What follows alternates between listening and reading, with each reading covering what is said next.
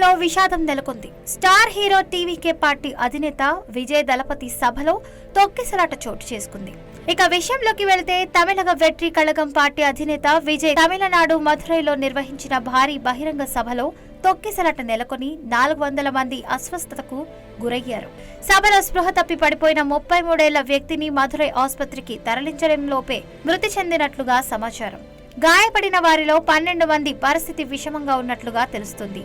దాదాపు 4 లక్షలకు పైగా విజయ్ అభిమానులు, పార్టీ కార్యకర్తలు సభకు హాజరైనట్లుగా అంచనా. సభలో రద్దీ కారణంగా తొక్కిసలాట నెలకొనడంతో 400 మందికి అస్వస్థతకు గురైన వారిని ఆసుపత్రులకు తరలించారు. ఇక 2026 అసెంబ్లీ ఎన్నికలే టార్గెట్ గా దళపతి విజయ్ అడుగులు వేస్తున్నారు. ఇక వచ్చే ఏడాది జరగబోయే తమిళనాడు అసెంబ్లీ ఎన్నికల్లో గెలిపే లక్ష్యంగా ఇళయ దళపతి నటుడు విజయ్ వరుస పెట్టి మరీ సభలు పెడుతున్నారు. ఇక ఈ సభ ప్రారంభానికి ముందే సభ కోసం ఏర్పాటు చేసిన 100 అడుగుల జెండా స్తంభం అకస్మాత్తుగా కూలిపోవడంతో ఒకరు మృతి చెందారు. ఆ విషయం జరిగిన కొద్దిసేపటికే సభలో ఆకస్మికంగా తొక్కిసలాట చోటు చేసుకుంది. మదురైలో గురువారం టీవీకే 2వ వార్షికోత్సవ సభను నిర్వహించారు. ఈ సభకు లక్షలాది మంది ఆయన అభిమానులు తరలి రాగా సభా ప్రాంగణం కిక్కిరిసిపోయింది.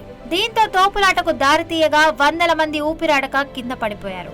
వారిలో చాలా మంది పరిస్థితి ఆందోళనకరంగా ఉన్నట్లు తెలుస్తుంది. ఇప్పటికే ఆయన ఎన్నికల బరిలోకి తమిళగ వెట్రి కళగం దిగబోతుందని ప్రకటించారు. రాబోయే ఎన్నికల్లో తమ పార్టీ చరిత్రాత్మక విజయాన్ని నమోదు చేస్తుందని విజయ్ ధీమా వ్యక్తం చేస్తున్నారు.